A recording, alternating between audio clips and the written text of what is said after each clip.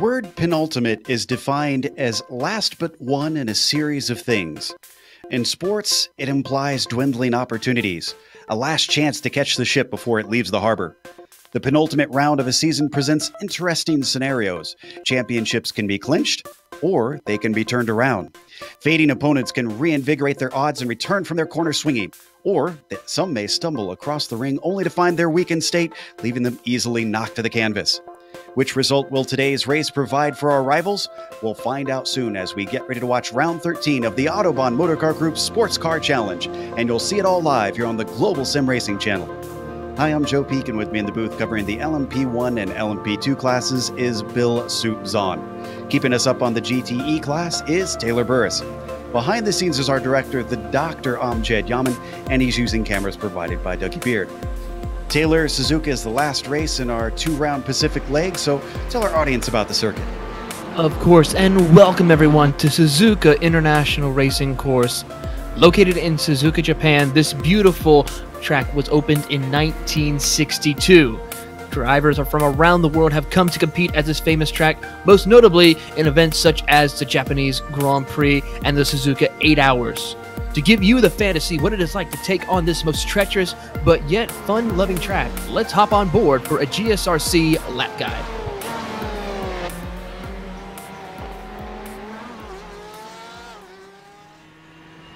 All right, we're in the GSRC 4 GT, so let's do a lap around Suzuka. Down into turn 1, balancing the car on the brakes is going to be very tricky. While passes may happen in here, taking it too wide will probably make for some hair-raising situations. Drivers who know how to get the most out of the car by dancing it on the edge of control will be the ones to find the most speed. Power off the corner and quickly you're into the S's. It's important to keep the racing line or else you'll lose gobs of time. Try to set up each subsequent corner with a tight exit from the previous one. Eventually, around this final right-hander, you really want to line yourself up because you need a nice wide entry into the Dunlop curve. It's not quite flat out on the way in, so don't be surprised if drivers understeer wide into the sand. You'll start to gain a bit of speed, but hug the left side and gather all your bravery for Degner 1. Then, you get a small squirt of the gas and you're braking hard for Degner 2. Tuck it all the way down to the inside curb and swing it all the way out wide to help carry a lot more speed. Now, the little kink on the entry to the hairpin makes it tough to tell whether the person ahead will defend or not, so be aware. This slow, tight corner is best taken with a squared-off late apex to make sure you get a nice launch. This is another part of the track where you start to pick up a lot of speed, and while you might think that opens up a chance to pass into the next braking zone, Spoon is something of an awkward middle ground. You definitely got to throw out the anchors, but it's still pretty fast on your way in. Besides, the second apex is what's really important and possibly the most critical corner exit of the circuit. With it leading onto the uphill backstretch, every ounce of momentum makes a difference in your lap time, and you really don't want it to put you in a tight spot anyways. If your opponent gets a run on you, you're left with a difficult decision on if you want to try 130R side by side. Unless it's the last lap, I'd say preserve the car. It needs a tiny brush on the brakes and a lot of bravery, but it also dumps you right into the braking for the Casio triangle. This is one of the most popular places to get a pass done. Though you can get pretty on top of the curbs, you might find that applying the throttle needs a gentle right foot. Wheel spin will definitely be your enemy because now we've come back to the pit straight. Hopefully, you've kept it all together and have now finished a lap around Suzuka.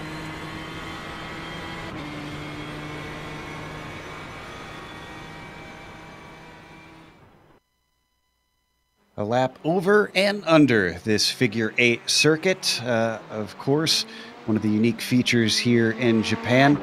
But we are going to go over the points with Bill as usual. And Bill, it's probably a little bit more important than typical because, well, we got one after this.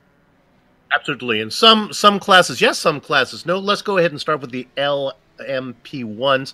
Now, the commentators were going over the math beforehand, which is always scary, but we figured that just by taking the grid, because of the small field in the LMP1s and the 22 pocket points that Jason Deep Freeze DeVries has, that just by taking the grid, he should be able to secure the championship here. Cy Ander tries, he won't have enough points, but nevertheless, the battle between Deep Freeze and Ander is always fun to watch, even if the championship's not on the line. That's not the case for Mike Young and Daniel Gralti. They are very much in the hunt for who's going to get that final podium spot. Young with a 10-point lead over Gralti. And then take a look at this. He gets his first podium last time out, and what does he do? And earns himself a spot on the top 5 overlay. I'm talking about Lionel Duprat racing for Autobahn Motorsports East. Let's go into the LMP2s. Very different story here. Very close indeed. Now, All the big names are here today. Scott McGarvey, Billy Smith, and Jason Girard. Girard's out of it. He's really too far back, so the battle goes between McGarvey and Smith. But right now, we're a little bit worried as Billy Smith's internet connection is weak. He's trying to make it work with a cell phone, a hanger, and a frying pan. We'll see how that goes. We wish him the best of luck. He's only 8 points back. He does have 14 pocket points to hang on to, but really he needs more points than just those 14 if he has a chance to get the championship. Ross Booth and Carter Kundig around at the overlay. Let's go to the GT3s, and it's close down here too. Stephen McGarvey has an 11-point lead over Paul Darling. They are both here today, but the guy who's been hot is the Comet, Bradley Haley. He's been really streaking of late. He's only 16 back. Might not be enough time. 16 points, you could probably catch one driver. It's going to be hard to catch both of those guys. Alex Simonik, who's really fast, but has had many wins, but many mistakes. He's in fourth. Dave Hill makes the overlay. Keep an eye on that. Hill Racing for TMC Racing.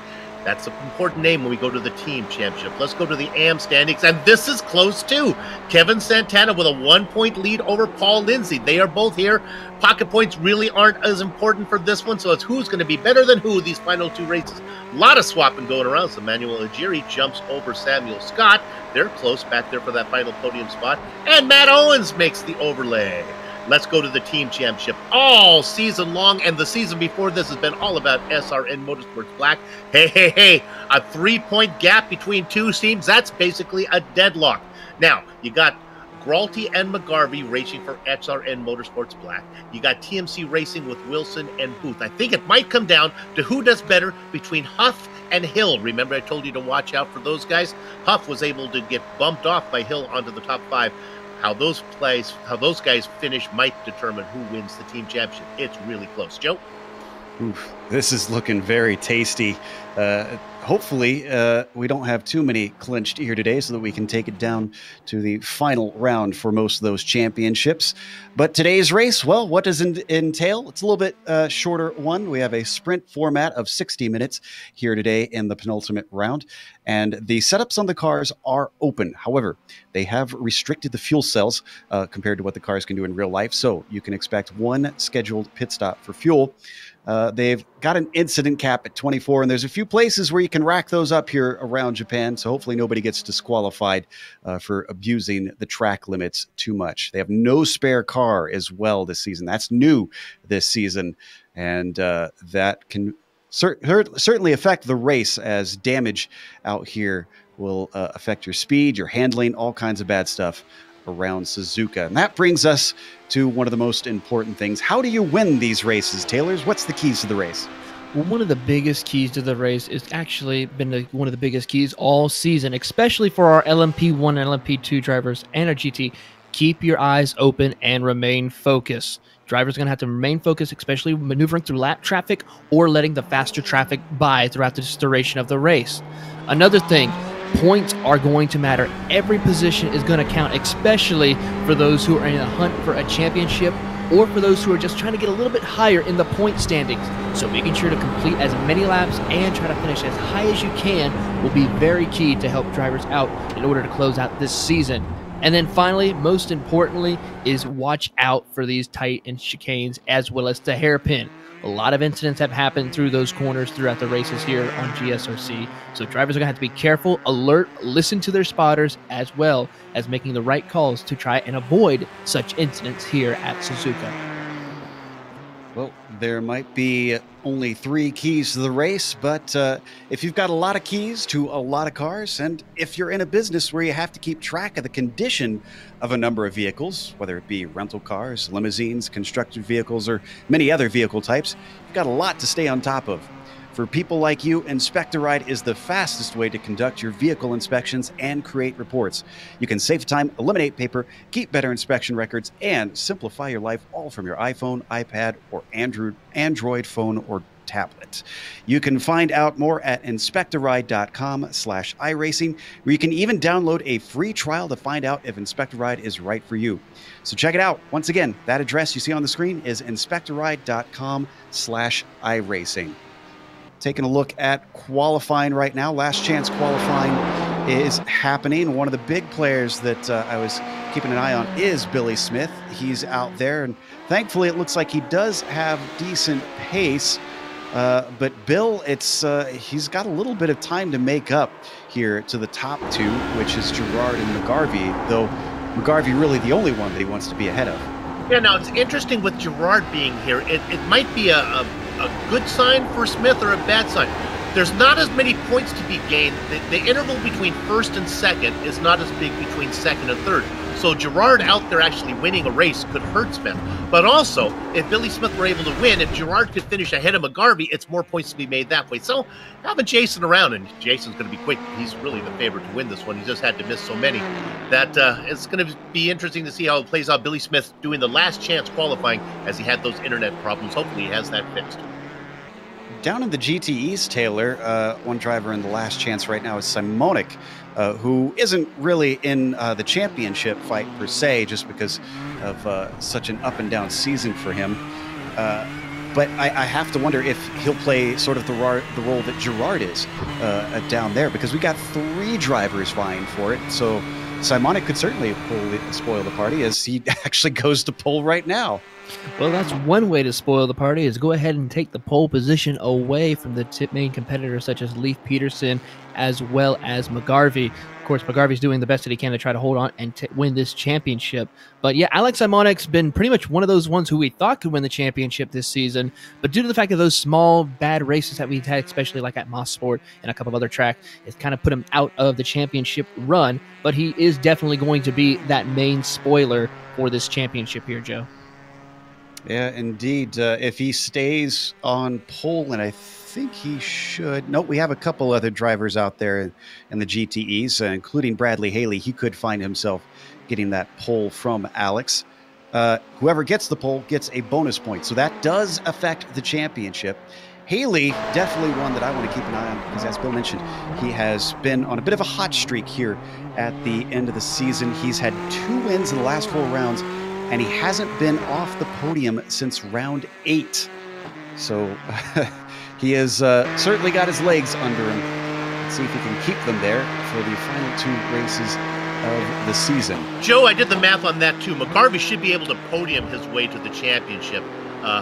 He won't be able to, nobody's going to catch him if he's able to do that. So pressure off a little bit there down in the GTs at least. So with the race a little bit freed up in the LMP1s, though, with De Vries, we believe, having clinched it over Cy Andra. Do you think this will bring any other drivers in? Do you think there's more risks to be taken from them? Or do you think there's just too much pace in the likes of Deep Freeze and Cy? Well, I think Deep Freeze and Andra De Vries and Andra are gonna battle it out for the win, because there's too much pride for those guys to force it out. I think the real interesting battle, though, is between Mike Young and Daniel Braulty. I talked about it. It's only 10 points separating them in the for that final podium spot. Look for them. How about Duprat? He's been hot lately. Mark Wilson is usually a little bit faster. Wilson's sitting 5th right now. Duprat's going to be fun to watch. Hey, and the LMP2s, though, I want to talk about a couple guys. It's like homecoming here. Let's go ahead and talk about Jimbo Pfeiffer. He's in the pits right now in the 00 coming to race with us. And how about this guy? It's been a long time since we've seen Mark Boo-Boo Jabinski in there returning after, I don't know, maybe 2 years since we've seen him last. Yeah, glad to see some familiar faces back as we watch Haley come around one more time. He's currently sitting in 4th on a 153.3. Our pole sitter, Simonic, who has taken to the pits, seems to be feeling confident enough. His is a 52.7. So it's more than half a second to try and gain.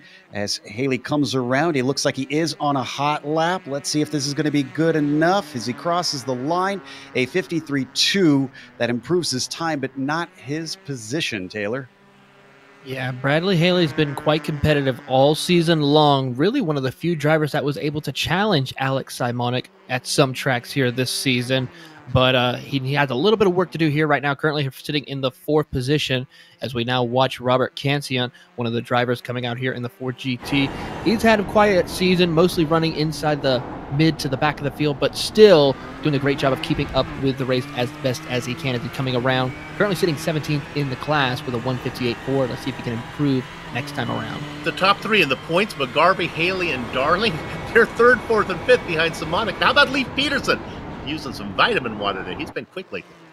Yeah, we actually got to interview him in the Precision Racing League recently, talking to him about his increase in pace. And, well, he attributes it just down to elbow grease. He's been practicing, and it is clearly paying off.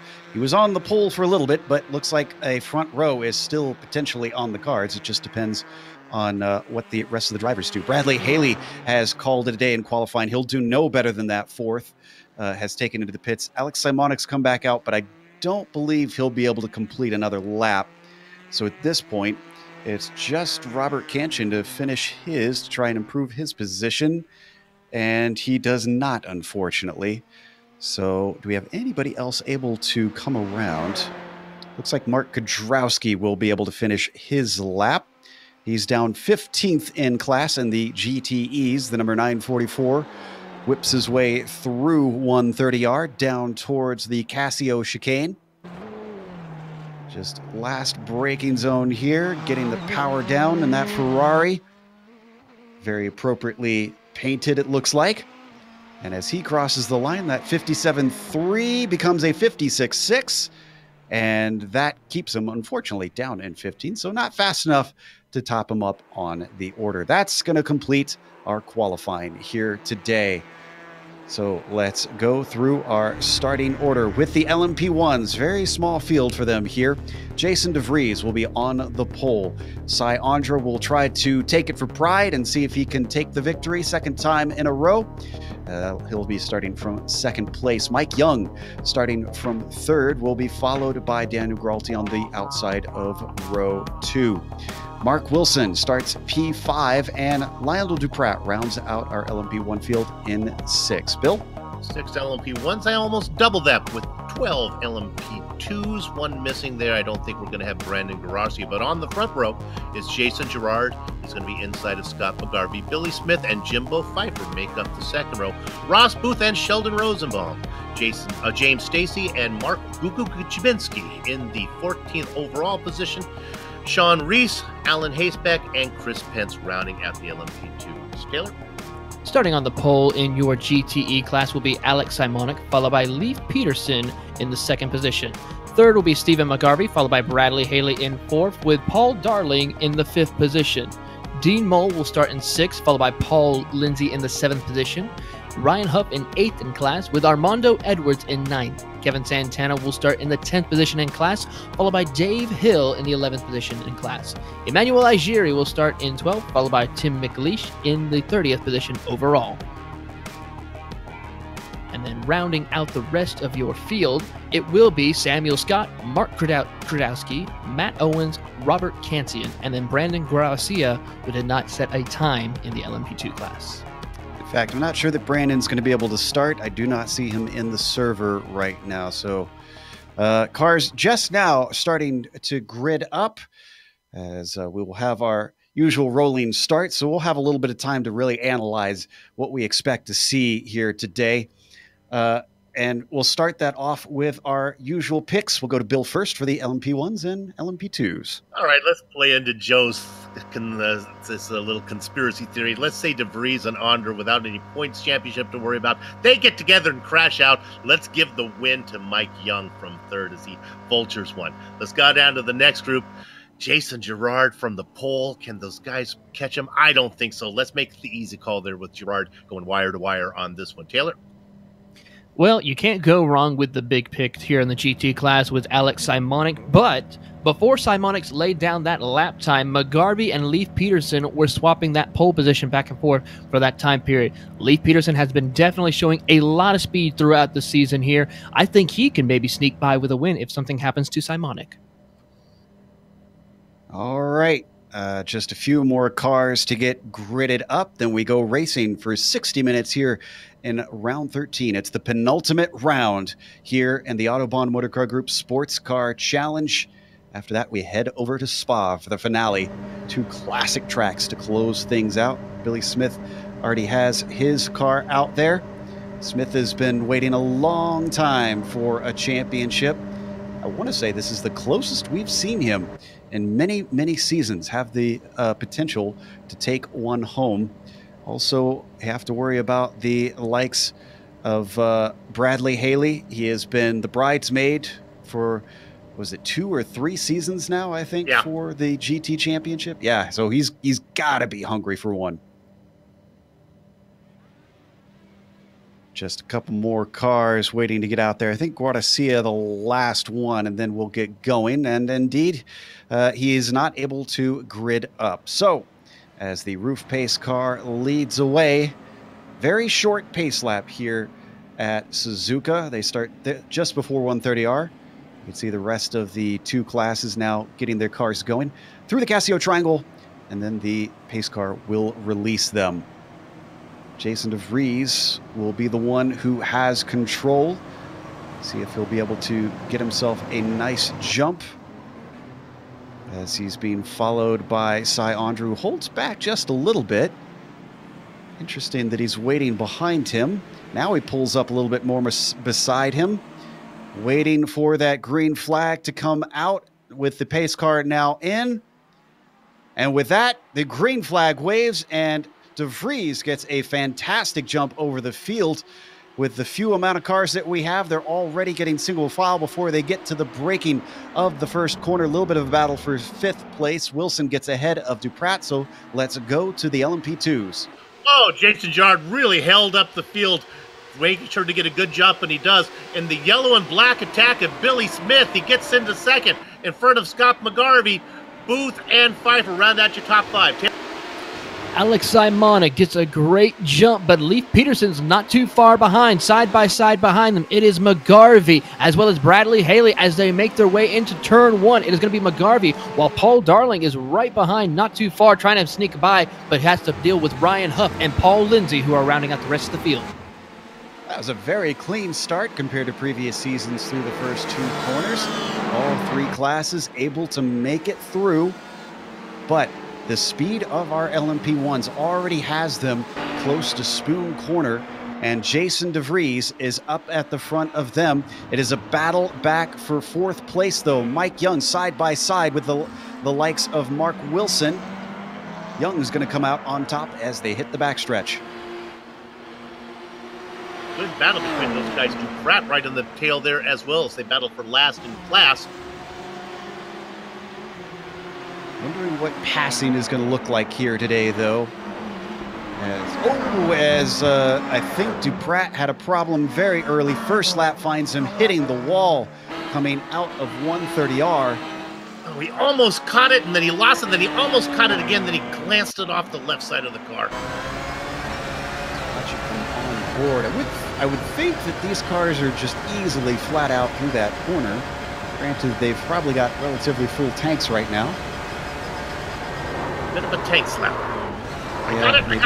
Oh. Maybe you just caught the inside curb wrong.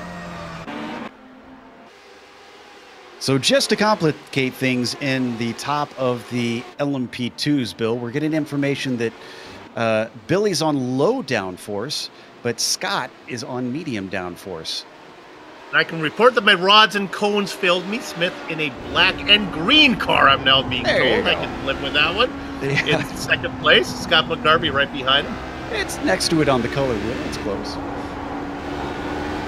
So we ride on board with Scott. Now, if he does indeed have that medium downforce, and he's behind him right now, that's going to make life very painful because Smith is going to be fast in a straight line. Yeah, the slogan here at Suzuka, no overtake in the snake. So if you got the downforce and that's not where you're going to be able to get around anybody. We'll see how it plays out, though, when he opens it up. Meanwhile, let's head to the GTE class. Sounds like P2's getting pretty hot.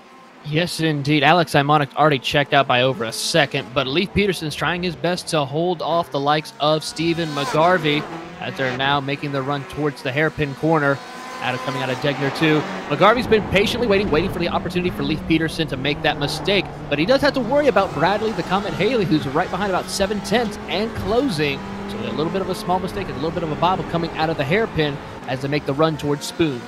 And as you were talking about that, I took a glance up at our P1 battle for the lead.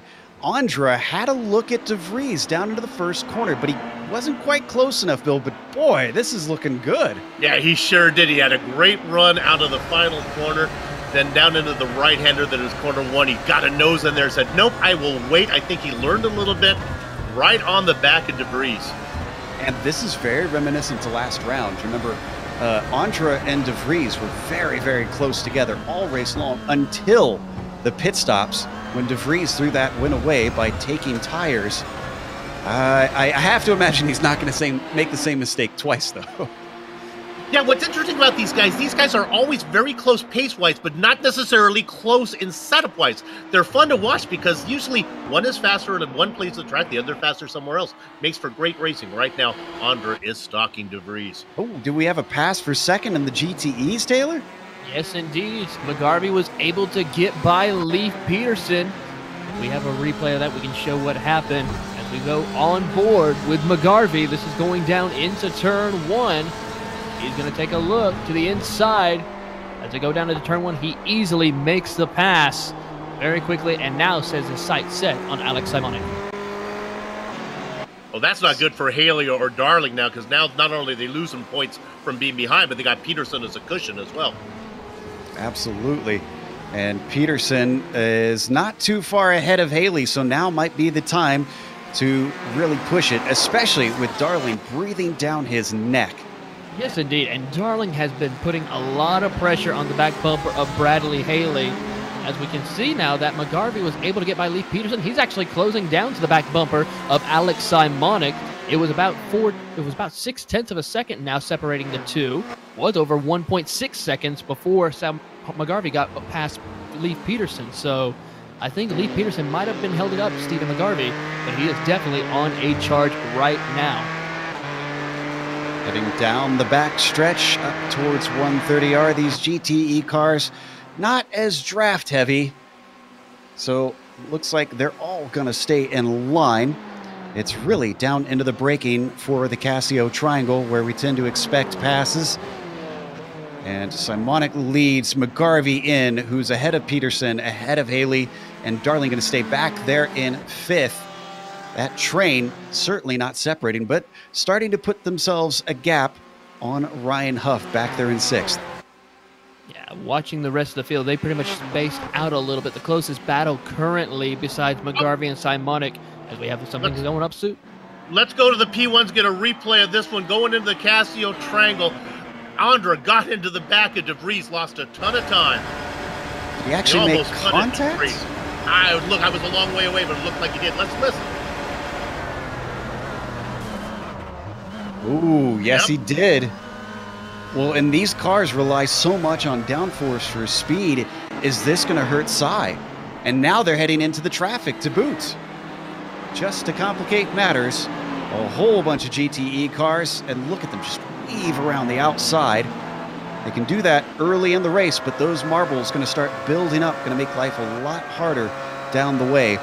DeVries using it to great effect. He's 1.3 seconds ahead of the number 27 of Andra. I had a hunch they might get together. Fortunately, they both can continue to Daniel Peralti's dismay. And there we can see the damage as we ride on board DeVries, looking back at Andra. And the cars coming through Degner 1 and 2 seems to have closed the gap back up for Cy.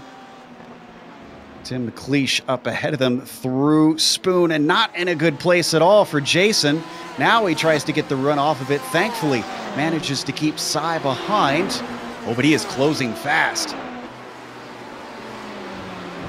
He's got a shot here. Let's see if he pokes it into 130R. He's going to wait. Let's see what kind of run. Getting way offline. That's Emmanuel and Jerry saw what was coming. Woohoo! I wonder if that put off Cy Andra. He could have had a go, but just worried about where that car was going to come back on track and waited for it. Wow, look at the run down the front stretch. Cy Andra, he talked about how the two of them use battery in different places, and right there, as they sneak inside one more GTE car of Kevin Santana, he's now in the lead. There's only two of them, but they put on a show. That's Dean Mull trying to get out of the way. There's been some debate on whether or not they'll bring these LMP1 cars back next season because of how complex they are to get set up. Oh, and now he's held up coming up into Dunlop. But unfortunately for De Vries, the same car balks him from getting a run. So it'll stay in position for now. But as hard as these cars are to set up and as small as the fields are, Bill, I've really enjoyed the variety in racing they've brought. They really give, just fantastic stuff. So with that settled out, let's jump back down to the GTEs. We're going to battle for just outside the podium. Well, actually, it's right in front of the leaders going by. It's between Bradley Haley and Leif Peterson. Paul Darling was in the mix on this, but due to the fact when our LMP1 leaders had to zoom by, Paul Darling had to back off. Leif Peterson now, he was running up inside the top two, but now had to drop back. Now he's got to worry about Bradley Haley. This is coming out of Spoon, making the run down to the 130R. Leif Peterson trying everything he can to keep everyone, the GT driver of Bradley Haley behind, plus trying to make sure these LMP1 drivers get by him quickly and safely, so that way he does not lose any time to Bradley Haley. Through the 130R they go. Bradley Haley's now going to follow suit behind one of the LMP1 drivers, see if he can maybe make a pass to get by Leif Peterson. Nope, he's going to have to wait as we go on board with Bradley Haley coming out of the Catio Triangle. Down the front straightaway they go. Still, he is not able to close enough right now. He's going to have to wait a little bit before he can close that gap and see about making a pass to break into the top podium. Certainly applying the pressure to Leif, and understandably so, as Bradley continues to watch McGarvey streak away from the two of them. Meanwhile, up in the LMP2s, we haven't given a whole lot of love yet this broadcast, Ross Booth and Jimbo Pfeiffer themselves fighting for fourth position. Absolutely nothing going on in the front three, but it's been really exciting here with Booth and Pfeiffer. Pfeiffer's been all over the back of now. Pfeiffer qualified, gridded ahead of him. Booth has made the pass. Pfeiffer wants it back as they come up behind Lionel Duprat. Remember, that's the LMP1 car that was damaged. Not sure how fast that car is actually going right now. Riding on board with Jimbo Pfeiffer. And like he's not going to be close enough down into turn one. In fact, not exactly following closely in the draft. He was poking his nose out. I wouldn't think that the heating of the cars would be a problem at this point. Should point out that Ross Booth took a podium last round at Phillip Island. He's just outside of it right now, so it's not out of the cards for him to repeat on that podium. Veteran of the series. We've been watching him race here on GSRC for many a season. Already 10 minutes into this race, 12 minutes into this race, Cy Andra just set the fastest lap up at the front, and that damage on the back of De Vries does not seem to be helping. He's 1.6 behind, and it's only been about 2 or 3 laps. Any thought about Andra being slow have been put to rest, as he's really picking him up and putting him down right now. Didn't Andra say that he's very strong at this track? I seem to recall a little bit of smack talk in the post-race last time, so I think he's backing himself up. Really no battle in the LMP1s. They're all nicely separated. Yeah, Gerard leading that ahead of Billy Smith, and I have a feeling that Smith not too worried, although I'm sure he'd like max points, but right now McGarvey is behind him, and that's the one that he wants to beat. Yeah, we talked about Scott McGarvey and him just podiuming him his way there. That's third place is all he really needs. Scott just needs to avoid getting into trouble. As the McGarveys looking to go pair of championships going to that family. Both Scott and Steven looking to get one this year. Yeah, speaking of... Go ahead. Speaking of Steven right now, he's actually closing into the back bumper of Alex Simonic. He closed it down to about 0.8 of a second. It was over a second a few moments ago, but he has closed it down as they come out of the hairpin, out of the hairpin, now going down the back straightaway, making their way to Spoon. He was now pulling away. Looks like Simonic now as they're going into Spoon. As you can see, that's nice line that McGarvey is trying to hold on. We see Simonic right in front of him, just out of his grasp. He is trying to close that gap as best as he can. It's just between these two pretty much for the entire race by the looks of it, unless pit stop strategy makes things a little bit different, as they have pulled about a 3.1 second gap over Leif Peterson.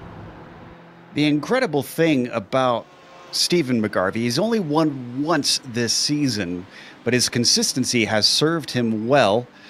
And he doesn't necessarily need to win because his battle is not with Simonic, but I'm sure he'd like to. And he knows how to win. He's won many times. He's won a championship before, which makes me think the dinner table talk, if they both win the championship, is going to be a little bit tense, Bill, because even though they'll both have trophies to show off, Steven can go, I've got 2. Yeah, and mine came with several wins. Absolutely. Nevertheless, I think they're going to be happy. Been a good season for them. Hey, let's take a look at this battle for 13th overall. This is between Mark Jubinski and Sean Reese. It's for what would be 8th position, I think, in class right now. One of the best battles going on in the top 2 classes, other than the battle between Booth and Pfeiffer. As they work their way around that car. That is, that was Sandro going by. So there's your. Yep, that was our leader in the LMP1s. Now, don't forget, behind them, you can see that's Alan Haysbeck as well at 3rd in that line of cars. That is for position. So if those two start battling, he could get into the mix. But right now, they've got to let De Vries by. Held up the likes of Haysbeck just slightly coming off of the Casio triangle. Now he's going to get stuck between... Whoa! And actually gets into the back of Mark Jubinski coming through turn 1. More damage on the car of Jason De Vries. Jubinski goes off course, and both the likes of Haysbeck and Reese get through. Cloudy conditions. It's grippier out there. Maybe De Vries is just expecting him to break a little deeper. Let's watch him on board De Vries. From that angle, it almost looked like Jubinski maybe lost the car a little. I think so. The car got loose right in front of Jason, and De Vries had nowhere to go. Yeah, that onboard really showed it. The rear of the car starts to break a little bit, and he was so close, there was very little time to react. No time to relax either, as I was about to say. So that set him back even farther. It is now 7.5 seconds, almost 8 seconds between Andra and De Vries. And again, no spare car. He's got to go in and get that fixed.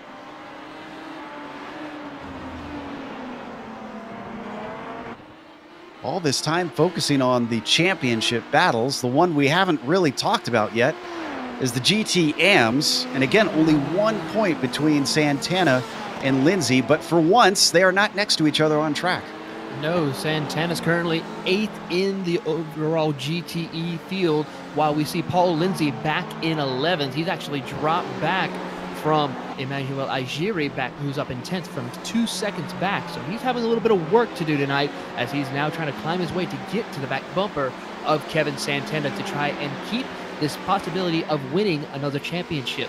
So Paul Lindsay is going to try to really put that pressure, as we now get some word that De Vries is getting in down pit road. Yeah, just too much damage to deal with.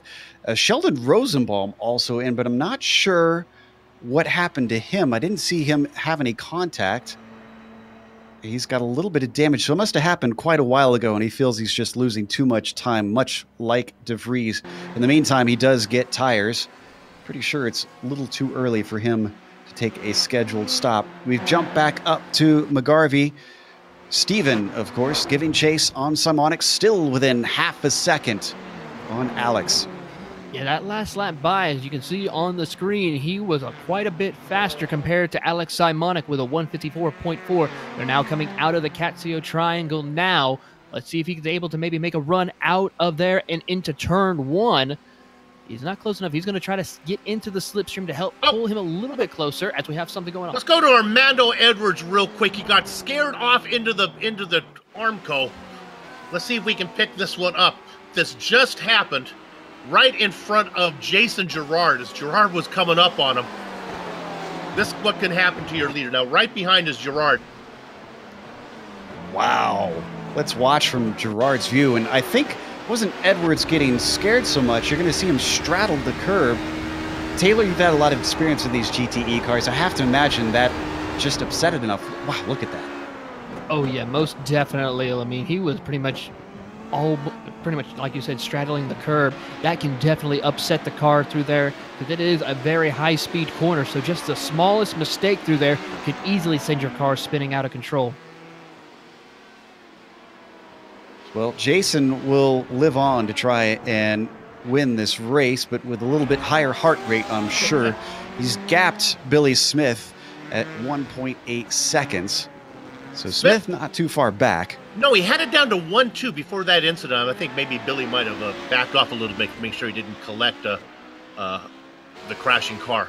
But Smith has been able to hold station with Gerard. It'll be interesting. Remember, there's pit stops. And on those pit stops, Joe, I think DeVries, I think it's too soon. I think he's got to come in again, don't you?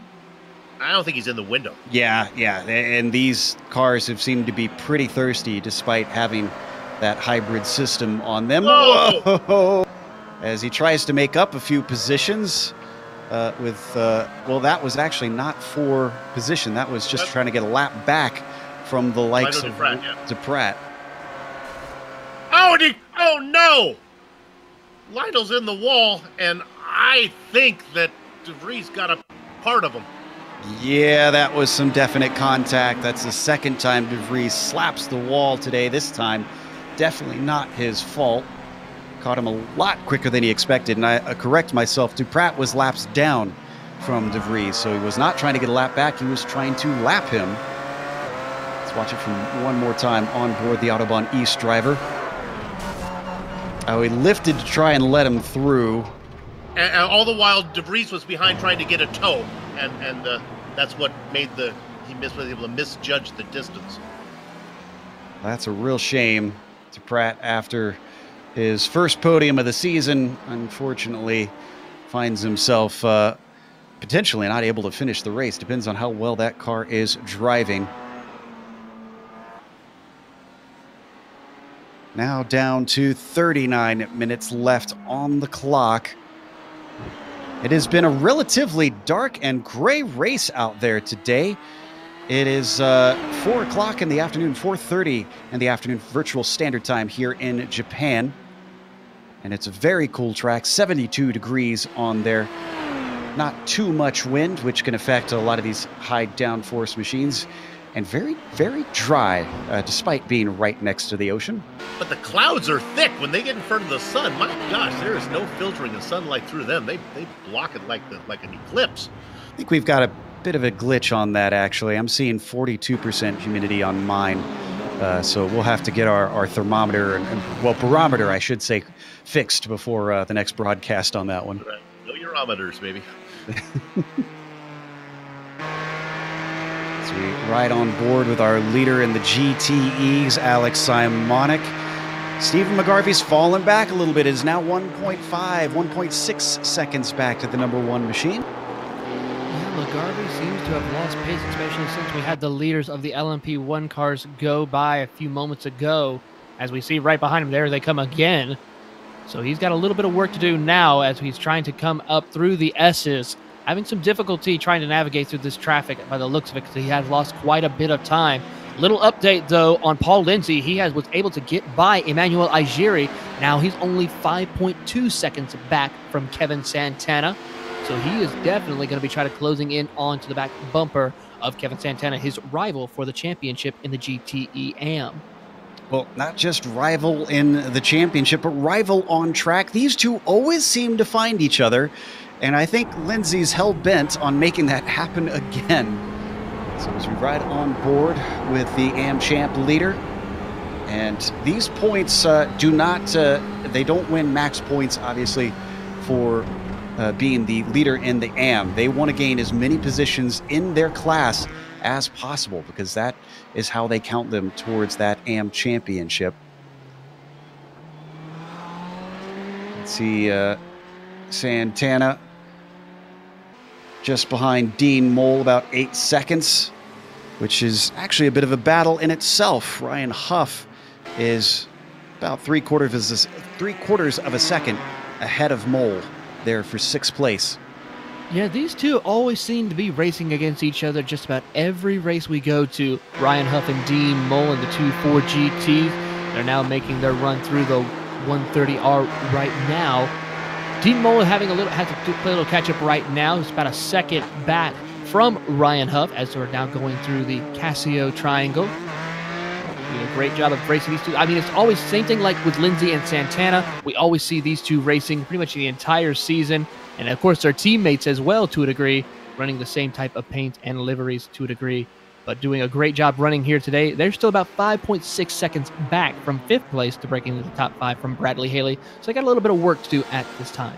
Well, speaking of Haley, he's well, has he been passed by Darling? Darling was behind him earlier. When did this happen? This happened a couple of laps ago. As a matter of fact, this was a battle early on, about probably 2 or 3 laps ago at the moment. I couldn't quite catch the replay at it at the time. But still, Paul Darling was able to. But Bradley Haley has got back to the back bumper of Paul Darling. He lost quite a bit of time at first, but then was able to regain that position time now, and is closing to the back bumper of Paul Darling. Has that LMP2 traffic right in front of them right now, so he has to be patient, wait for that opportune time to close the gap. Now into the hairpin they go. And if you can see right in front of him, he gets right to the back bumper coming off, but it looks like Darling gets a better run off corner exit, and now they make the run down towards Spoon. 5 points separate the likes of Darling and Haley. So this matters. These few little points that they swap around by changing positions like that can have a big effect on the championship. And even if neither of them wins over Stephen McGarvey, who's currently ahead of them both, I bet you they still want second place in the championship. Oh, most definitely. And actually, if you look, they're actually closing into the back bumper of Leif Peterson, who's in 3rd place. They're now down to under 2 seconds on the timing screen right now, as they're making the run down to Casio Triangle right now.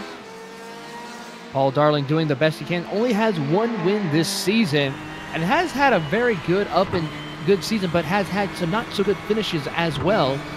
So that's the reason why we don't see him up towards the top of the leaderboard. He is running inside that top 5, but still needs a little bit of help maybe to try to take the fight to McGarvey. And if you're wondering about the 2 prototype classes, well, we don't need to go to them. Let's stay with this battle because, Bill, I hope you're not putting your feet up quite yet. I'm sure a battle will erupt over there, but I don't see any right now. Pretty comfortable over there. The action's in the GTE, the GT3s, guys. I think this is our best one, but it's being split up by the likes of Mark Wilson, who weaves between the 2 of them, goes to the inside of Paul Darling through Dunlop, and back into Degner. They're able to continue the fight. The bright green car of Bradley Haley continuing to give chase on Paul Darling. Ooh, it looks like Darling made a mistake. And yes, he contact himself around. Tried to duck his nose in. Let's look at the replay. A little bit wide for Paul Darling on board the Positive Sim Racing car. Thought he had an opportunity. Expected him to track out, it looks like, and Darling just... Oh, and something happened to Lindsay as well in the replay. Up and over the curbs. Did he touch the barrier or no? I do not think he touched the barrier at all. Gave a couple of other drivers a scare at the moment, but wow, what a drive and what a save for Paul Lindsay right there. Looks like he got loose up into the gravel trap. He go through first Degner 1, and then Degner 2 lost it again, and then right there, oh, that was just so close. Didn't even make contact with that barrier or this barrier here again, coming off of Degner 2. What a save indeed for Paul Lindsay. That could possibly have saved the chance for a championship for him here today. But he's probably kicking himself because he's right behind Tim McLeish right now, fighting for 11th. So a number of spots were lost by that error. And time, we should point out. Kevin Santana now way up the road. And he's going to have to really hustle to have any opportunity at passing him back up. Right on board with McLeish now looking back at Lindsay. Yes, indeed. He does have a little bit of time to make up, but the good news is he does have the nose of the car clean. He does not have any severe damage by the looks of it to the car, so it's better than sitting on pit road at this time. So a really good job for Paul Lindsay. Has a little bit of work now to do with almost 30 minutes left on the timer, and he makes quick work of Tim McLeish. Lost 3 positions to a Jerry Hill and McLeish, but he got the one back from McLeish, and now he's only 2 down from that spin. And update on Haley for those wondering what happened after his incident. He's still in 5th, so he has not lost a position from that incident with Darling, but he's about 6 seconds behind the number 155. And as close as those two were racing, it'll be interesting to see if he's got pace to try and run him down. He's got about half the race left to do it. Yeah, it's about a 1 second gap over Ryan Huff and Dean Mull, who are right behind them right now. So he could possibly have to be a little bit defensive now because he has to deal with the pressure of the other two Ford GTs closing in on him. Hopefully that Porsche isn't too damaged. Mark Wilson is going to come in for his scheduled stop right at about the halfway point. Pretty certain that we'll see Jason DeVries in again, who's still chasing him quite a ways behind. And I think we've had a change for position down in the LMP2s as well as an incident. What happened to Haseback here? No, he's still there. He's just in a nice little battle with the Chris Pence right now. I'm digging to find a battle going on anywhere. Haseback, they're about half a second apart. Pence has been running them down. I think now you know what? He actually did pass Pence. He managed to get past Pence the first corner of this lap, so it's quite a while ago. I don't know if we could manage to find the replay, but it was a mistake by Chris, almost spinning the car. Haseback immediately whipped his way through. Yeah, I'm really digging to find anything that's close to a battle in either of these top two classes. Oh, we got a replay for a pass in the GTE class.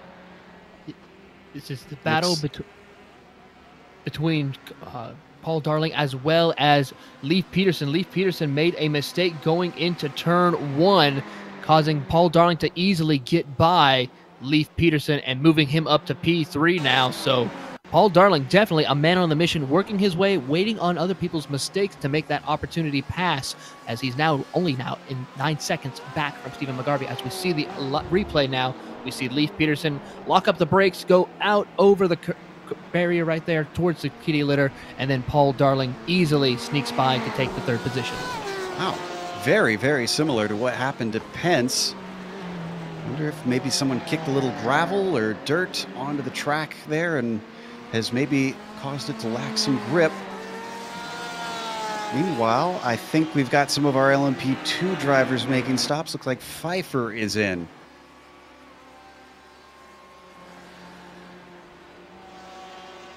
Gulf liveried car outdone with his service and already on his way. Now we're in the window here. Everyone coming in, taking care of business. Yep, I can report that Andra, Gralti have both taken their stops, and DeVries has not taken his second one, but Mark Wilson seems to have taken... Yes, we saw Wilson come in for his, now that I say that. Yeah, Jason can stay out for a while. He had to come in for repair, so he can race around for a little while. He's in 4th spot. Oh, we had an incident with Robert Canchin coming out of Spoon Corner. Did he touch the wall in this? Nobody touched another car. Let's look at the replay. And it's Jason Gerard, actually, that he made con. Your LMP2 leader. Wow. This could be big. Did Gerard get any sort of damage from this? Let's watch on board. It was gentle. It was a kiss. Looks like I'm not sure if there's damage or not on that left rear pod that we saw. If it is, it's incredibly subtle. And from this angle, it definitely looks fine. It would not indicate that there is any damage as he continues to keep that gap. James Stacy also comes in from the LMP2s. Haven't really talked about James. He's running in 5th right now. I think that's where he was before he pulled into pit lane. Up 3 spots. Been a bit of a quiet race for James. I'm sure that's the way he'd like it, since quiet races are hard to come by in the Autobahn series. Oh, Leif Peterson is in.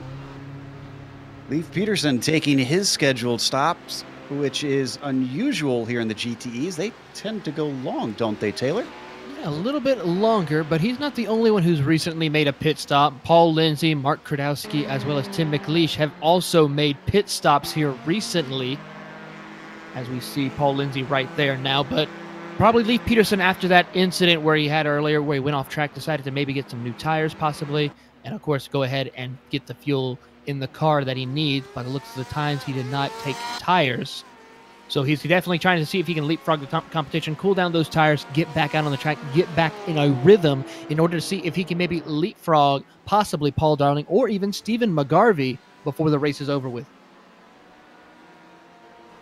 Well, we'll find out if it works or not in about 25 minutes' time. I was glancing at the timing screen while you were discussing him, and Bradley Haley, who is up in fourth now because of Peterson coming in, is still about 5 seconds back from Darling. So doesn't look like he's made huge inroads. No, not at all indeed. He's trying to close the gap as best he can, but it seems like he is just stationary by the sound of it. He's pulled away from Ryan Huff, but cannot seem to have closed the gap to Paul Darling. He is going to probably need a little bit of help during the pit stop cycles when the GTE leaders start to come down pit road. They've currently been out there on the track for about 19 laps, so it could be maybe another 10, 15 more minutes before we see our main GTE drivers come down pit road. As we see Paul Darling, he's got a ways to climb to get to Stephen McGarvey, some 10.4 seconds behind, as he's trying to get to the back bumper of Stephen McGarvey, who's about 3.2 seconds from our leader, Alex Simonik, who is just on a dominating run right now. I mean, you cannot imagine the dominance that this driver has shown all season. It only makes you wonder, what if he had those not so good races, we could have probably already clinched the championship a long time ago. Absolutely. And he's certainly putting an exclamation point on this race, because Stephen McGarvey, who we know is no slouch, is, as you mentioned, about 3.5 seconds behind. And that was about a second earlier. So we've got one of our Ferraris in, as well as a couple of our HPDs. This is our leader, actually, Gerard and Smith, pitting at the same time. Yeah, since that incident that we saw with Gerard, Smith was able to knock off a half a second. Now, some of that might have been to do with traffic. We'll see how this plays out here. Scott McGarvey also pits. And that looks like the number 903 back out for the GTE cars. Kevin Santana ahead of Lindsay by 2 positions now that he's taken his stop. Gerard returns. McGarvey follows. Or excuse me, Smith follows. And McGarvey about the same. No real huge difference. McGarvey has been back there about 8 or 9 seconds behind Smith, just putting in the laps, saying, I'm in a 3rd place. I finish on the podium. I'm doing what I need to do to get this championship.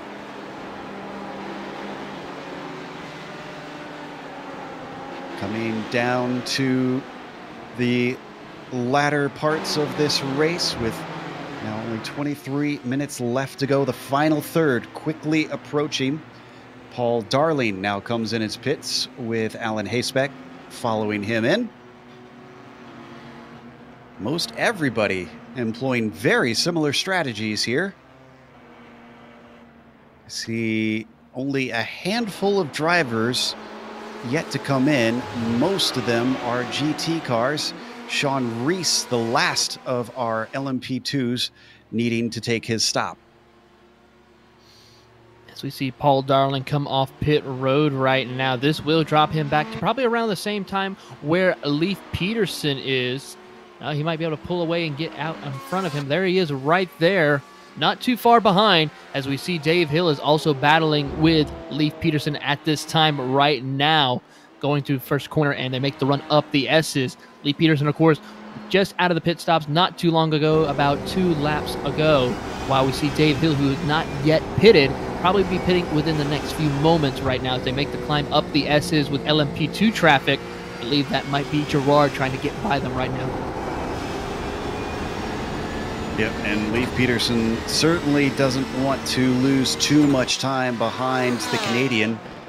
So maybe he can hope for a little bit of help from this LMP2, Alan Haysbeck, who rocks up behind him.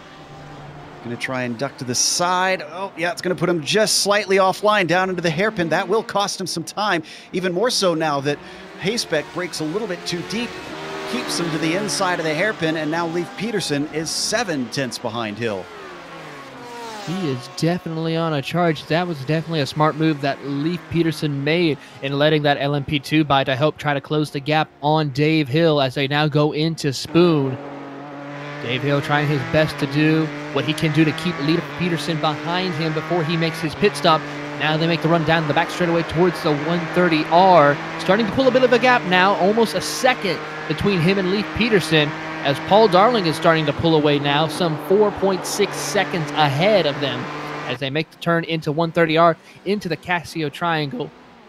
Paul Darling doing the best that he can, currently still running in 6th position as we wait for the rest of the top 5 to come down pit road in the GT class.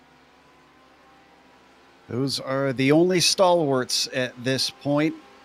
Looking a little bit more familiar in terms of pit strategy. Here's De Vries coming through. He's worked his way up to 4th now and is only 20 seconds behind Mike Young. He's going to throw his race away again if he's not careful. I do think there's one more stop for Jason. This is true.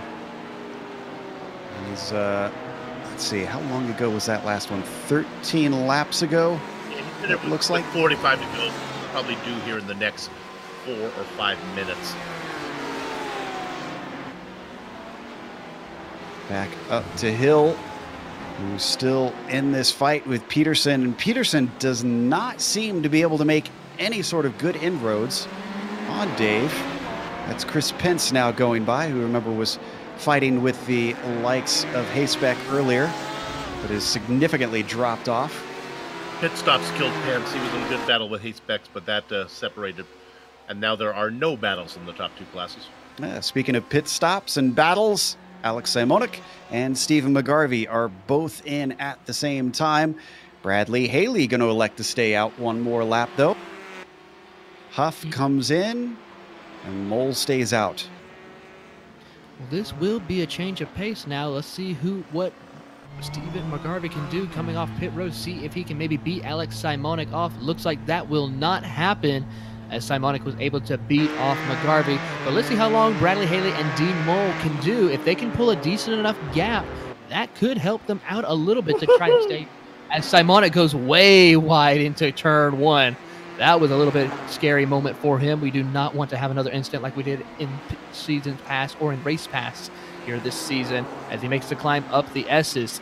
I mean, he's got 7 seconds to catch up to Dean Mole before that pit stop, so let's see if he can close that gap quickly before this race is over. Simonik is a testimony to needing to be consistent. This is, if he gets this win, this is going to be his 7th win, Joe. There's only 14 races. That's half of the races he's going to win if he gets this one too. But just all those bad results. Championships, much like races, are more than raw speed. Yep. And I think Simonik has probably learned a valuable lesson this season. Bradley Haley continuing on up there in the lead. And, well, fans of Leif Peterson are probably a little bit dismayed because Hill is one of the only 3 cars still out there going up ahead of him. That's Haley, Mole, and Hill that still need to take their stops. Dave Hill doing great job of keeping Leif Peterson behind him right now as they're now coming out of the hairpin corner. And Dean Mole, of course, doing a great job, currently running P2. Let's see if Bradley Haley decides to wave the flag to come down pit road. Yes, indeed, he is going to be coming down pit road. What about the likes of Dean Mole and Dave Hill? We'll have to wait and see when they come closing in towards their pit box. Let's see. Yes, indeed, Dean Mole's going to come down pit road, so this will give Alex Simonik that opportunity to get back up into the lead, and Stephen McGarvey will slot back into 2nd position. Should be easy for Simonik, should be easy for McGarvey. Now, Darling was well ahead, but could we potentially see the likes of Haley use the pit stops to get back up to him? Darling was stationary for 12.3 seconds. Haley, 12.1, and he's coming out now, but he just doesn't have the speed. Well, this is not going to be the race that Haley needed. Now he's got to work his way back up to the back bumper of Paul Darling as Paul Darling goes into turn 1 to make the climb up the S's. Gap between him and Bradley Haley is 1.9 seconds currently at the moment, but Haley though is on a tear. If you notice that line that he took through the S's, he is definitely charging right now. Close down a tenth now 2 tenths, 1.7 seconds now separate them as they go into Dunlop. He is definitely going to close that gap now, almost 1.6 seconds now. In just only a matter of few corners, he has gained at least 4/10 of a second as they go through Degner 1 and Degner 2. Still Paul Darling holding on to that third position as they make the run down towards the hairpin. Bradley Haley wanting to close that gap in the Positive Sim Racing Ford GT. Into the hairpin they go, out of it now. Darling gets a great exit off and starts to pull the gap now away from Bradley Haley. This is the main battle going on in this field. Oof, whatever Haley did in those 3 laps that they had different between their pit stops, he made good use of it. It is now a big fight to the end between them two. And De Vries finally takes his last stop of the day. The TMC Carbon driver probably a little bit disappointed with how this has played out. That's actually going to allow us to run through the top 5 of each of the classes because all the pit stops should be done. So up at the front of the LMP1s, Cy Andra looking to go back-to-back on wins. He may not be able to take the championship, but this will be certainly a bit of a psychological victory for him. Daniel Gralti is following home in second for now. He's a long ways off, but you got to take what you can get. The number 47 has been smooth and calm out there today. Mike Young looks like he will round out the podium. The number 21 car as well, just basically not having a lot to do out there, running on his own. Then after that, I believe, looks like De Vries came out ahead of Wilson. So he's looking at a 4th place. That he'll be able to salvage despite taking an extra stop out there today. And then Mark Wilson will be rounding out our top 5 and the only of the LMP1s still running as the 6 car. Duprat has retired. Bill? Looks like it's wire to wire so far for Jason Girard and the LMP2s. He's got about 4 seconds on Billy Smith, who just seems to maintain that gap the entire race. But Smith is ahead of the man he's chasing in the points, Scott McGarvey, but only by 1 position as McGarvey is in 3rd. Then the best battle all race long in this class. Ross Booth and Jimbo Pfeiffer. It's cooled off a little bit. It's heated up now again as Booth is about 4/10 of a second ahead of Pfeiffer, who's right behind him on the track. Taylor? Currently leading right now in the GTE class is Alex Simonik. The man has been dominating from the drop of the green flag and has just been doing an absolute tear of a job here at Suzuka. Not too far behind though, but still a long ways back, 4.6 seconds back, is Stephen McGarvey, our main points leader, doing what he needs to do, running in second, try to get those podiums, being consistent. As we see one of his championship rivals running in 3rd position, that is Paul Darling, currently 10 seconds back from actually 15 seconds back from our leader. Just running his race, he started back in 5th position, but has made a great gain to get into the podium position. Behind him, Bradley Haley, after some miscommunications on through the hairpin with Paul Darling, dropped him back to 4th, but he has Paul Darling in his sights. He's going to try to get to the back bumper of him before this race is over. And then rounding out your top 5 is Leif Peterson, started 2nd, but yet made some small mistakes and has dropped back. He's now in a bit of a battle with Ryan Huff as well, so he's going to be trying to keep him behind to close out a top 5 finish here at Suzuka. And we've got one of our drivers who has retired. No, we don't anymore. we had Mark Javinsky ready to talk, and I guess he got a little hungry, went to get a snack. So we've checked back in with Cy Andra up at the front of the field. I'm curious how much this will actually close him in the points to the likes of De Vries, Bill, because we know that De Vries has some pocket points. But I'm not sure. I'm curious to know if he'll even need them with this finish. Yeah, I think it's done. I think even the 4th or 5th place finish is going to be enough for him to get it. Oh yeah, I want to I want to take a second to talk about the team championship. We talked about SRN and TMC Racing being separated by 3 points. Let me run down how they're doing individually on their team. We'll start with the SRN guys. They got Gralty, who is in the same class with Wilson. Well, he's up 3 spots on Wilson. Then SRN has what would it be? It would be Scott McGarvey ahead of Booth. So Scott McGarvey is in 3rd right now. Booth is in 4th. So another couple points for SRN. Then SRN, it's the battle between Huff and Hill for TMC Racing. And Huff has Hill by about 2 more positions. So it looks like it's a good day for SRN. They're going to pick up a few points, but the championship for that team is not going to be decided till the final. And Ryan Huff is giving chase to Leif Peterson here. This is for 4th position. We've been giving Peterson praise, and I'm not sure if maybe it's been hurting his performance or what, because he started out a little bit higher and has been steadily dropping back. Now finds himself potentially losing 1 more. Yes, indeed. Ryan Huff really putting the pressure now to the back bumper of Leif Peterson as they make the climb up the S's, hitting the curbs as best they can to get as much grip as they can. As you can see up in the distance is Bradley Haley, not too far up the road, but Ryan Huff really applying a lot of pressure to Leif. Up into Dunlop they go as the LMP1 car now. It looks like to be Mike Young closing the gap. He's trying to get by, quickly make short work of Ryan Huff now as he gets by also Leif Peterson before they go into Degner. Well, since that separates them for a moment, we've finally got Mark with us.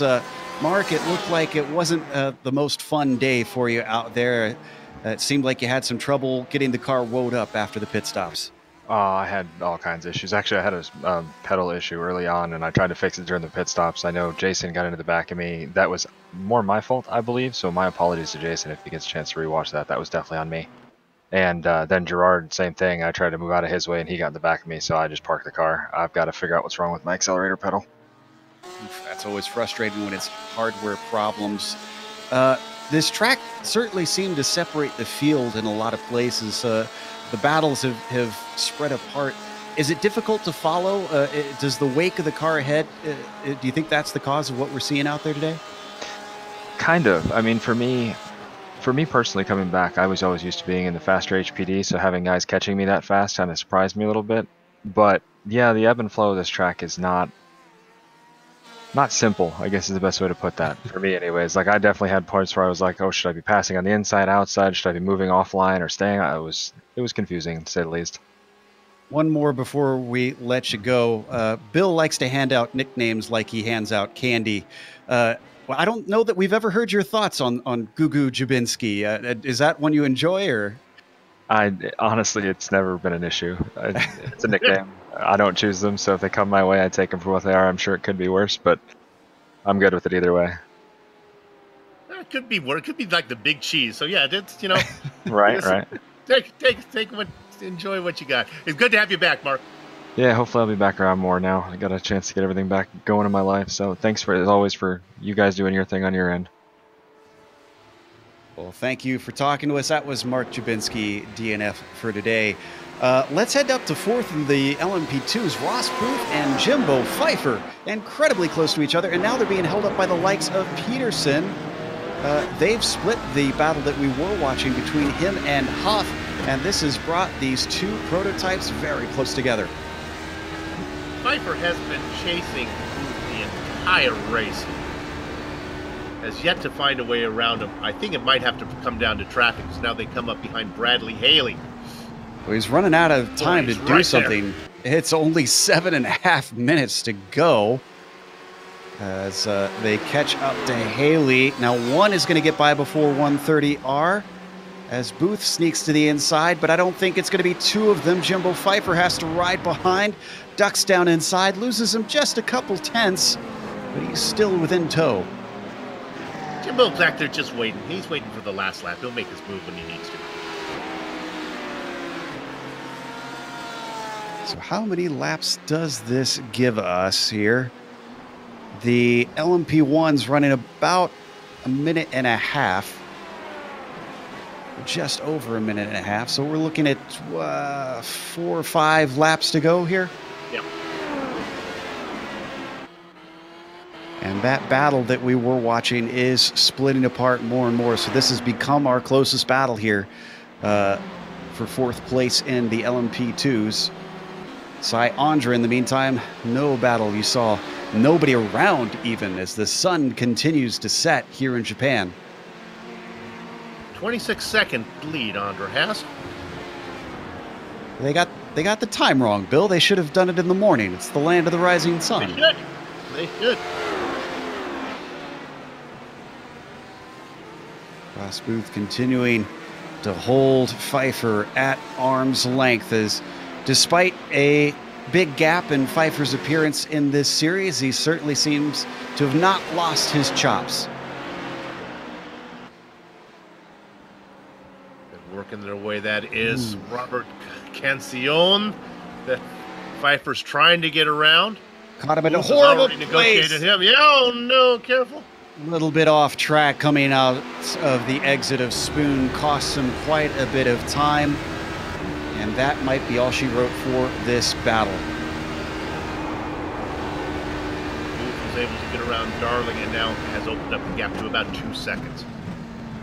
Yeah, he's going to have to hope for traffic to really swing back his way if he wants to try to gun him down.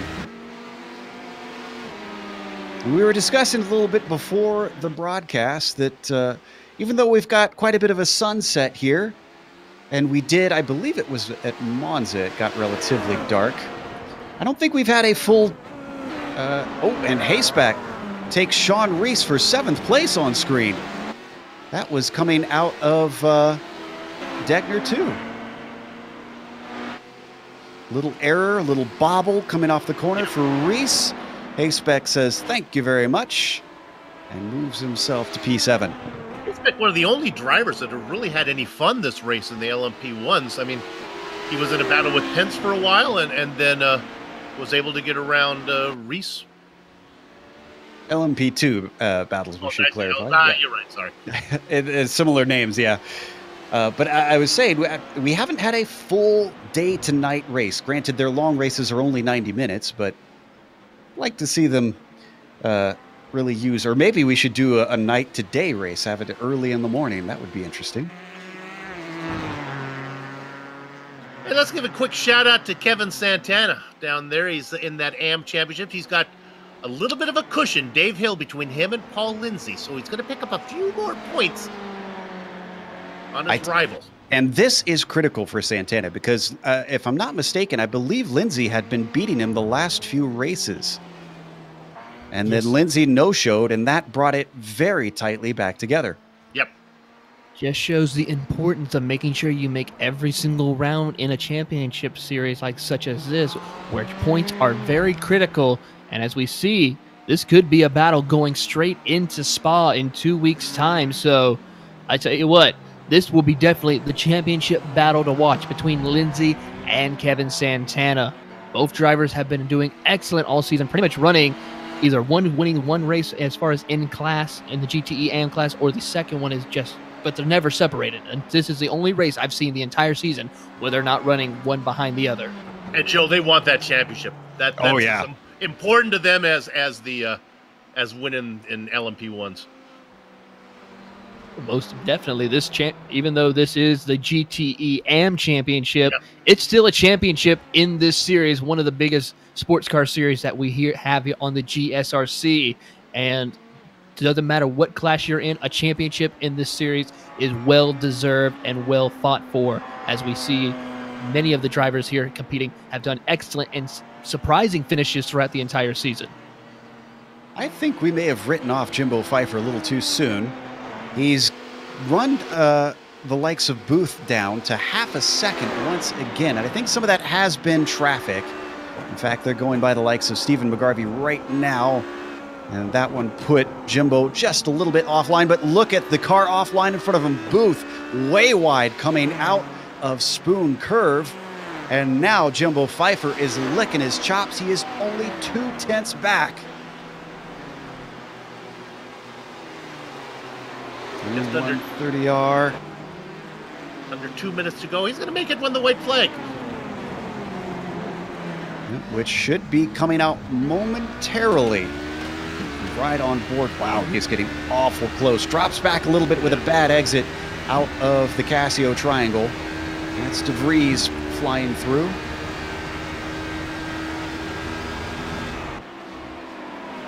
Actually, I believe they're going to get 2 more laps. Gets out of the way. Yeah, maybe 2. Because Cy Andra is coming around now to take the white flag. He is well behind them. I do not think he's going to be able to lap those 2. So yeah, I believe they should get the white flag next time by. So 2 full laps to try to settle that battle. Wyvern Racing. What a force they've become. Oh! Alex Simonic is spun! Simonic? Right in front of the Pfeiffer battle. That was in Dunlop curve. That gives McGarvey the lead. Wow. Stephen McGarvey, his second win, staring him in the face now. Looks like he got up into the grass a little bit. That clipped the tire. That spun the car right around for Alex Simonic. This is going up into Dunlop. I'm pretty certain that might have been the last lap for him, too, because Cy Andra is pulling up behind them. Oh, it'll be awful close. Simonic's only 2.5 seconds back. Is he going to get caught by the leader in the last lap exactly when he didn't need it? Andra is coming now. No offense, I know Andra wants to win this race, but I kind of hope he doesn't lap these 2 because it's like we want this battle to see it happen. We can see him out the window, and he doesn't know. He doesn't know what's happening. He's going to lap him.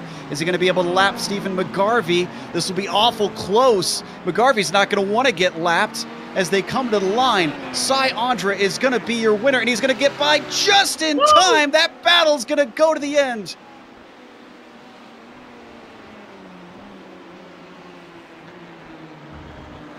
And Jason Girard, in the meantime, he's had some hairy moments. He's coming around to Spoon Curve himself.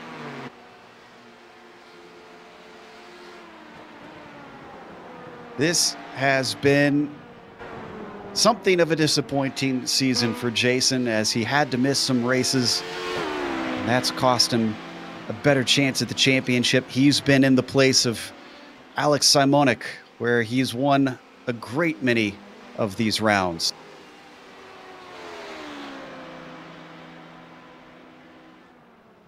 And it looks like, I think Stephen McGarvey didn't get across the line in time. It looked like he had gotten past him. Yeah, I think Simonic is out. I think they're done. I think the GTEs are done. Oh, what a disappointment there.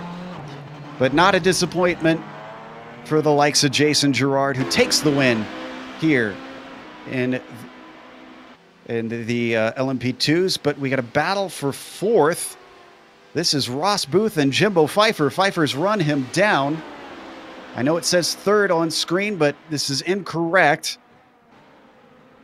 It's close to him. Can't quite get the car up there into the Casio triangle. Doesn't manage to gun it off the corner enough. Ross Booth withstanding a lot of pressure to take a P4. So Stephen McGarvey comes around to take his victory in the last lap, and I believe that's the only lap he's led this whole race. What a surprise this has got to be for Stephen, and this will help his championship run, taking max points today. Yes, indeed. What a surprise victory to see Stephen McGarvey on the top step of the podium for only the 2nd time this season. And it's just a well-deserved win, but it just shows how patience and consistency can pay off for you in this championship series. We're going to take a quick break here on the Global Sim Racing Channel. We'll come back with the unofficial results as well as driver interviews. Stick around, because on screen you're going to see all the upcoming races here on GSRC.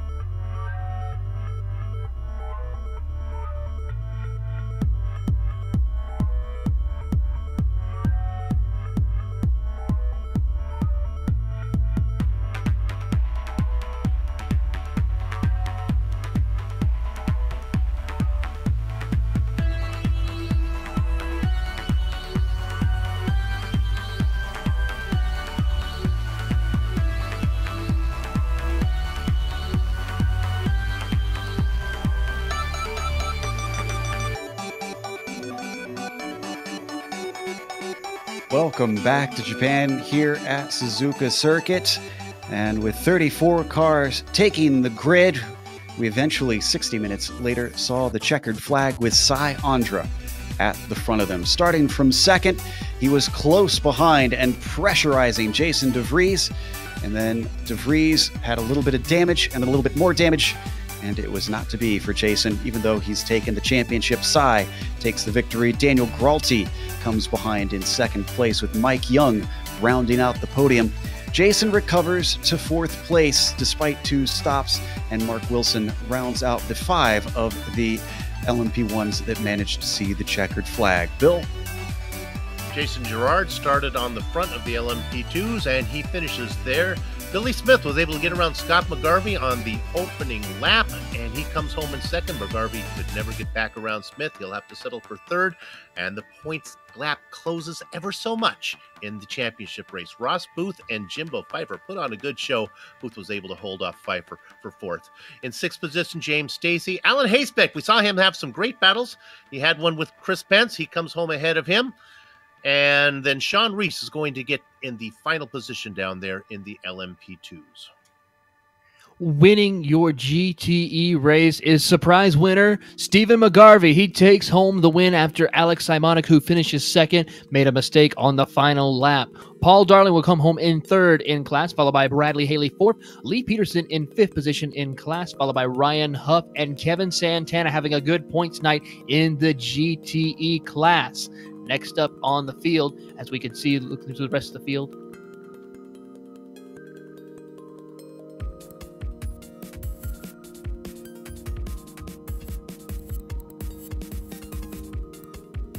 And it's Kevin Santana, 21st overall, with Dave Hill back there in 22nd. Paul Lindsay, 23rd, followed by Emmanuel Ehere in 24th. Mark Kudrowski comes home 25th, followed by the likes of Robert Kanchan in 26th, 6 laps down. Dean Mole behind him in 27th, Tim McLeish 28th. Mark Jubinski, these are DNFs obviously from here, in 29th, and Matt Owens in 30th. 31st goes to Lionel Duprat, who unfortunately had problems twice this race meeting the wall. Sheldon Rosenbaum 32nd, Armando Edwards 33rd, Samuel Scott 34th, and Brandon Guardacia in 35th. With that, we've got our winner ready to talk to us, Sai Andra, here. Well, first, before we get to his race, let's talk to him about a race that completely wasn't his. Sai, were you aware of the battle for the lead that you came in the middle of at the very end?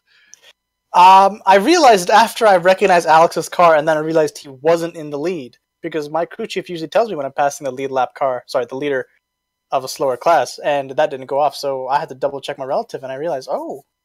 So, yeah, by then it was too late to actually do anything about it, but I think if they had gone an extra lap, would that put Alex ahead? I'm not sure. Well, Alex had made a mistake at the very end, and that's why we were so intently watching it, because he was leading the entire way and suddenly handed it over. And so we weren't sure if he was going to catch him or not. So, yeah, that's sorry to be the bearer of bad news. You could have sort of broke up what was a very exciting battle, but it still gave a great win to another driver. Let's talk about your win, though. You were in a close fight at the start. Looked very reminiscent to the start of Phillip Island, but then you made a little bit of contact with Jason. Did it seem to damage Jason? Did it damage you at all? Not quite. On my screen, it didn't seem like Jason had too much damage at all. And I was kind of surprised I didn't have any. He just got on the brakes a little bit earlier than I thought, trying to save some fuel. And I was still full attack, so I have to apologize to Jason for that one. Of course, close racing sometimes results in a little bit of broken eggs. So you've now won 2 in a row, but by our math, the championship does belong to Jason. You did a little bit of talking coming to Japan, saying that you expected to do pretty well. What about Spa? Any more of that smack talk to back up? Well, I think Spa is going to be another strong track for me, mainly because Neo is going there next week, so I'm going to spend all of this week preparing for it. So then it's just going to be a couple of refresher laps once Autobahn comes here, hopefully. So Wyvern Racing seems to have made up for what happened over in DGFX here with the race today. What's next for the Wyvern team? What have you guys' goals in terms of championships or general results? Oh, I think we've got a big surprise for you sometime in March after the end of Neo. I can't say anything about it now, but I think based on our success at Neo and DGFX so far, I think we have a good chance of taking, at the very least, consistent podiums every race. And I think, at least in DGFX, we have the chance to take the title. And you'll see, you might see some new names. That's all I'm going to say. All right. I'm eager for that to reveal itself. Congratulations on taking your second win in a row, sir. Thank you. That was Cy Andra, winner here today in the number 27. Up next, we have our winner in the LMP2's Bills, talking to Jason Girard. Jason, it was wire to wire, but that doesn't mean it wasn't exciting. We caught a close call. Did you happen? You may not even known it because it was kind of alongside of you. Did you? You almost got caught up in. Not really. I got a 0x had an instant free race the entire race, so it must have been some net code or something. It was close. Pretty smooth from the opening start all the way through.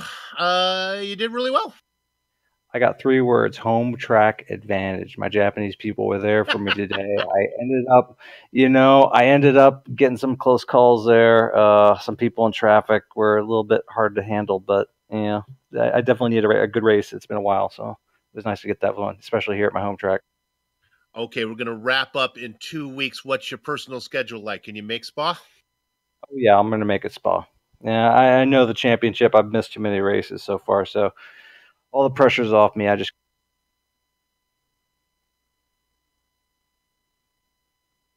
Go out there and do what you can do. All right. Congratulations on the win. That's Jason Girard, our winner in LMP2s. Joe? Got one more driver to talk to. Our new champion by our math, unofficially, Taylor, talking to Jason DeVries. Here with Jason DeVries. By the looks of it, Jason, you will be our champion. How do you feel about this situation, even though it was not really one of the best races that you were hoping for? Yeah, you usually want to have these interviews with a little bit of a better performance, but it's been a good season. I really don't have a whole lot to complain about. I knew that I needed to have 5th coming into the race, and then when I took the point for pole, actually clinched the title before the race started. So barring any penalties, it's been a really good season. So got a lot to be thankful for. All right. Well, with only one race left in the season, and that race being at Spa, is it just go for the win for next round, or is it just take it easy and get ready for the new season?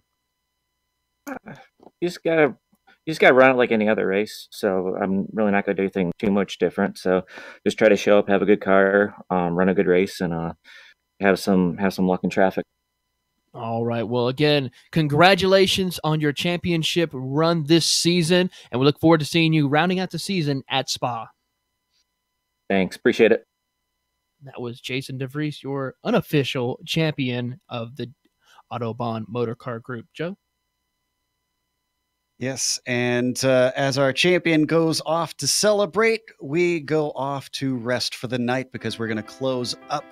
And a big thank you again goes out to Inspector Ride. And we want to remind you once again that if you want to get that free download, you can find it at inspectorride.com.